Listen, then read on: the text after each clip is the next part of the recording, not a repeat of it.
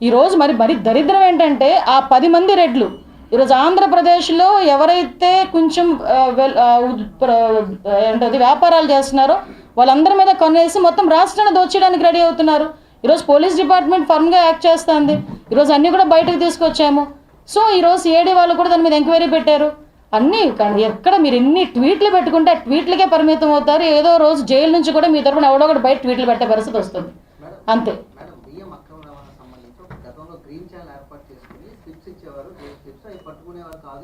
అదే ఇప్పటికీ కంటిన్యూ అవుతుంది. అండ్ మీ ప్రభుత్వం వచ్చి 5 నెలలు అయినప్పటికీ కూడా అదే కంటిన్యూ అవుతుంది. విదేశాలకి కొన్ని లక్షల కోట్లు ఎగుమతి అయిపోతున్నారు. ఇప్పుడు ఏపీ సిచ్యువేషన్ తర్వాత ఎలా ఉండబోతుంది, దానికి సంబంధించి ఎలాంటి యాక్షన్ తీసుకోబోతున్నారు? యాక్చువల్గా మొత్తం అంత విషయం ఏంటంటే ఆ క్వశ్చన్ ఆన్సర్ మీరే చెప్పారు, సంతోషం నాకు. ఏదైతే ఇప్పుడు దాని గురించనే అలా జరగకూడదని ఉద్దేశంతోనే పవన్ కళ్యాణ్ గారు కూడా గౌరవ డిప్యూటీ సీఎం గారు కూడా దీని మీద ఇనిషియేషన్ తీసుకోవడం, డిపార్ట్మెంట్ వాళ్ళు అదేవిధంగా మనోహర్ గారు ఇప్పుడు మీరు అబ్జర్వ్ చేస్తే ఎక్కడైతే అక్రమంగా నిలువ ఉన్నాయో బియ్యం అన్నీ కూడా ఇమీడియట్గా మేము పట్టుకుంటున్నాం. ఇది ఎప్పటి నుంచో జరుగుతుంది, దానికి బ్రేక్ పడింది. కానీ ఇంకా దొంగతనంగా జరిగే పరిస్థితులు కనిపిస్తున్నాయి. విషయం ఏంటంటే దొంగ కూడా పోలీస్ డిపార్ట్మెంట్ని ఓవర్కమ్ చేసుకొని ఇంకా టెక్నాలజీని ఉపయోగించుకొని ఎలాగా ఆర్గనైజ్డ్ క్రైమ్ చేయాలని ఆలోచన చేస్తున్నాడు.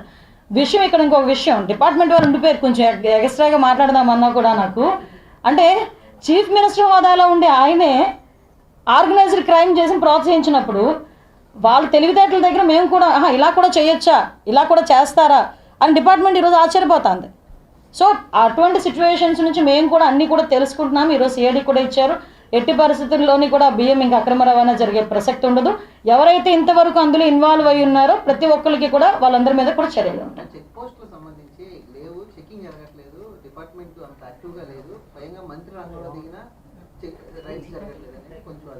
ఇప్పటి వరకు జరుగుతున్నవేంటి?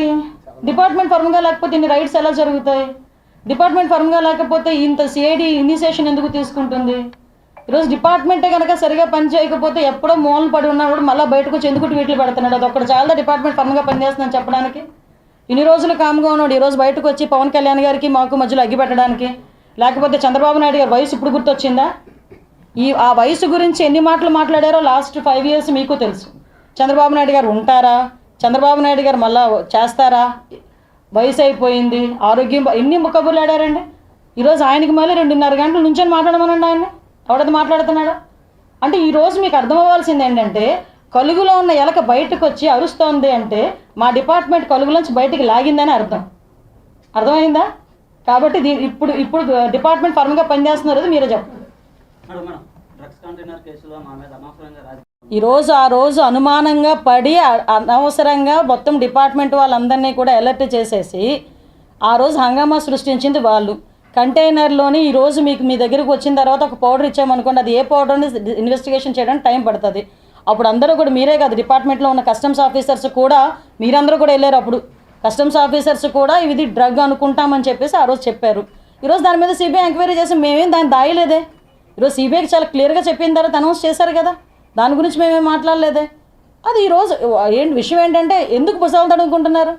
వాళ్ళు తీసుకొచ్చి పెట్టారని ఎవడో తీసుకొచ్చి పెట్టాడని మేమేం చెప్పలేదు కదా. వచ్చింది దాంట్లో డ్రగ్ ఉందా ఏముందని ఎంక్వైరీ వేయాలన్నాము. ఎంక్వైరీ వేసే సిబిఐ ఎంక్వైరీ వేయించాము. సిబిఐ ఎంక్వైరీ ఆ రోజు వేశారు. సిబిఐ ఎంక్వైరీలో తేలింది, అయిపోయింది అక్కడతో. మంచిదే కదా.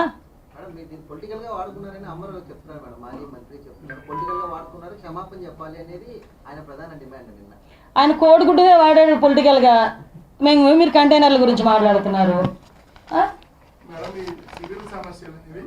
సివిల్ సమస్యలు పోలీసు ఇన్వాల్వ్ పరిస్థితి గడిచిన 5 సంవత్సరాల్లో కూడా ఖచ్చితంగా అందరూ బాధితులుగానే ఉన్నారు. దీని మీద ఒక సెల్ ఏర్పాటు చేసి జిల్లాల వారీగా పోలీస్ శాఖ ద్వారా, ఎందుకంటే వచ్చి ఫిర్యాదు చేసే వరకు భరోసా కలిగి. యాక్చువల్గా మీకు తెలుసమ్మా, ఇక్కడ మన సిపి గారు కూడా ప్రత్యేకంగా ఈ ల్యాండ్ సమస్యలకు సంబంధించి ఒక సెల్ కూడా ఏర్పాటు చేస్తున్నారు. ఇదే పరిస్థితి అన్ని జిల్లాల్లోని కూడా పెట్టాలని చెప్పి గౌరవ డీసీపీ గారు కూడా ఆలోచన చేస్తున్నారు. మీకు అందరికీ కూడా ఒకటే క్లియర్గా చెప్తున్నానండి, లాస్ట్ వైజాగ్ జిల్లాలో ఎక్కడ భూ ఆక్రమణ జరిగినా ఏదైనా జరిగినా అందులోని వైఎస్ఆర్సీపీ వాళ్ళ పాత్ర చాలా ఎక్కువ ఉంది. ఈ రోజుకి కూడా తవ్వితే ఈ లాస్ట్ ఎంఈవి సత్యనారాయణ వీళ్ళందరూ విషయాలు కానీ తవ్వితే బోల్డ్ బయటకు వస్తాయి. చాలామంది ఇమీడియట్గా బయటకు వచ్చి మాకు కంప్లైంట్ ఇవ్వడానికి కూడా ముందుకు వస్తున్నారు. కాబట్టి రెవెన్యూ సదస్సులు కూడా ఏర్పాటు చేశాం. లాస్ట్ టైంలో సంబంధించి ఎటువంటి భూ ఆక్రమణలు జరిగినా వాళ్ళకి భూ సమస్యలు ఉన్నా కూడా ఒక 30 రోజుల ప్రోగ్రాం పెట్టి ఎంఆర్ఓల్ని వాళ్ళని కూడా వాళ్ళ ఊర్లే పంపించి మనం ఈరోజు రెవెన్యూ సదస్సులు ఏర్పాటు చేసుకుని వాళ్ళ ద్వారా ఫిర్యాదులు తీసుకుంటున్నాం. వాళ్ళ అన్నిటి మీద చర్యలు ఉంటాయి. పోలీస్ డిపార్ట్మెంట్ వాళ్ళు కూడా చాలా క్లియర్గా ఇందులోనే ఇన్వాల్వ్ అయ్యి పనిచేస్తున్నారు. చాలా వరకు లాస్ట్ 5 years కూడా మెయింటెనెన్స్ లేని పరిస్థితి, పోలీస్ స్టేషన్ కానీ అన్నీ కూడా అదే పరిస్థితి. ఈరోజు ఆర్లో పోలీస్ స్టేషన్ ఒక రోల్ మోడల్ పోలీస్ స్టేషన్. ఈ తరహా రాష్ట్ర వ్యాప్తంగా ఏమైనా గుర్తించి నిర్మించారు అన్నీ కూడానండి. మొన్ననే గౌరవ సీఎం గారు కూడా అసెంబ్లీలో కూడా చెప్పున్నారు. వెహికల్స్ కూడా లేని పరిస్థితి అయితే వెహికల్స్ ఈరోజు ఇంచుమించుగా ఒక 2000 పైన వెహికల్స్ ఇవ్వడానికి, అదేవిధంగా ఇన్ఫ్రాస్ట్రక్చర్కి కానీ ఈ ఏదైతే సర్వేలెన్సెస్కి గురించి సీసీ కెమెరాస్ కానీ ఈ బాడీ వాన్ కెమెరాస్ కానీ అదేవిధంగా ఈ ఫింగర్ ప్రింట్ ఐడెంటిఫికేషన్ సిస్టమ్ కానీ అన్నీ కూడా మళ్ళీ రీప్లేస్ చేస్తున్నాం. మళ్ళీ ఇంకొకటి ఏంటంటే ఎక్కడ ఏ క్రైమ్ జరిగినా కూడా మా కనుసన్నల నుంచి బయటికి వెళ్ళే పరిస్థితి లేకుండా సర్వేలెన్సెస్ అంత పటిష్టంగా చేస్తున్నాం. ఎందుకంటే అనుకోవచ్చు దొంగ మమ్మల్ని ఎవడో చూడట్లేదని, పిల్లి పాలు తాగుతూ నన్ను ఎవడో చూడట్లేదు అనుకుంటుందట. ఈరోజు అలాంటి పరిస్థితి ఏ దొంగకి కానీ ఏ హంతకుడికి కానీ ఉండకూడదనే ఉద్దేశంతో మొత్తం సర్వేలెన్సెస్ అన్నీ కూడా మొత్తం మేజర్ సిటీస్లో ముందు ఇమీడియట్గా పెట్టే పరిస్థితి ఉంటుంది. కాబట్టి క్రైమ్ చేయడానికి వాడు క్రైమ్ చేసి అక్కడ నుంచి ఇంకో దగ్గరికి వెళ్ళేలోపు ఐడెంటిఫికేషన్ చేసుకొని మేము పట్టుకునే పరిస్థితి ఈరోజు తీసుకొచ్చుకుంటున్నాం. దానివల్లనే ఎక్కడ ఏ క్రైమ్ జరిగినా వితిన్ 24 to 48 అవర్స్లో నిందితులను పట్టుకోగలుగుతున్నాం. ఏంటి సార్ డీసీపీ గారు చూస్తున్నారు.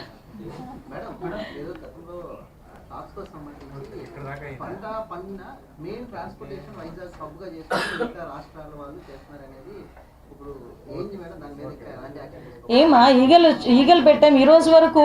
మీరు ఈరోజు దేవుడి దేవాలయం మమ్మల్ని క్వశ్చన్స్ అడుగుతున్నారు, మంచిదే.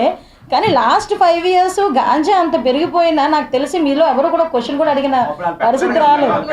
Very good. అందుకే నేను ఈ పాయింట్ గురించి మిమ్మల్ని అలా రచ్చగొట్టా, గ్యారంటీగా పడిపోయారు. నేనేమంటానంటే వాళ్ళు పెట్టడం కాదు, గౌరవ్ సీఎం అప్పుడున్న జగన్మోహన్ రెడ్డి మాజీ సీఎం అతను కూడా ఏ రోజు గాంజా మీద ఒక్క చిన్న రివ్యూని కూడా పెట్టుకోలే.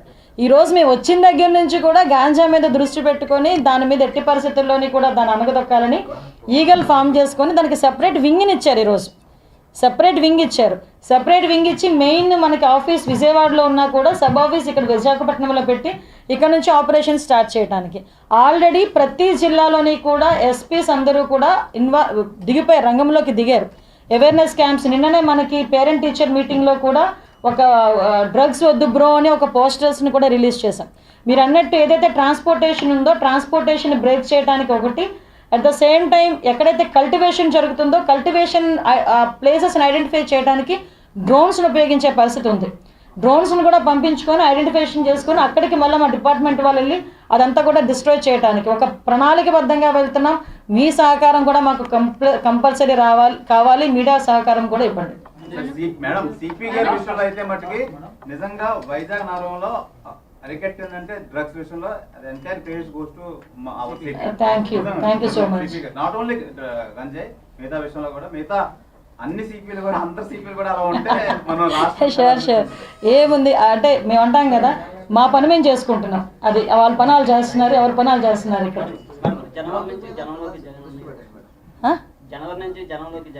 అప్పుడు పరదాలు కట్టడానికి ఎవడో ఉండడు, అసలు అది గుర్తుంచుకోమనండి. మేడం లాస్ట్ టీడీపీ గవర్నమెంట్ లో పోలీస్ డిపార్ట్మెంట్ వాళ్ళకి ఆరోగ్యశ్రీ నుంచి 10 lakhs అబౌవ్ ప్యాకేజ్ వచ్చింది. వైసీపీ గవర్నమెంట్ లో 1 lakh కి తగ్గించేశారు. సో చాలా మంది ఇబ్బంది పడుతున్నారు. లేదమ్మా, ఇందాకే దాని గురించి కూడా గౌరవ డీజీపీ గారితో కూడా మాట్లాడడం జరిగింది. ఆరోగ్య భద్రత ఆల్రెడీ వాళ్ళకు ఉంది. ఆరోగ్య భద్రతని ఎలా ఎన్హాన్స్ చేయాలి అన్న విషయం మీద కూడా మేము మాట్లాడుకొని వాళ్ళకి 2 లక్షల రూపాయలు ఏదైతే ఉందో ఆ 2 లక్షల రూపాయలకి ఇంకొంచెం పెరిగితే వాళ్ళకి కూడా ఇబ్బంది లేకుండా ఉంటుంది. ఆ పోలీస్ వెల్ఫేర్ గురించి కూడా ప్రత్యేకంగా మేము చేస్తున్నాం. మీరు మొన్ననే అబ్జర్వ్ చేస్తే ఒక జీవో కూడా ఇచ్చాం. ఎవరైనా పోలీస్ చనిపోతే మనం ఖర్చులకని 25,000 రూపాయలు ఇచ్చేవారు, ఇప్పుడు అది ఈరోజు 1 లక్ష రూపాయలు ఇస్తున్నాం. ఈరోజు మొన్ననే జీవో కూడా రిలీజ్ అయింది. ఎవరైనా పోలీస్ డిపార్ట్మెంట్ వాళ్ళు చనిపోతే ఇమీడియట్గా ఫ్యామిలీకి సమాధి ఖర్చులకి 1 లక్ష రూపాయలు ఇచ్చే పరిస్థితి కూడా కనిపిస్తుంది. ఓవరాల్గా చూసుకుంటాం.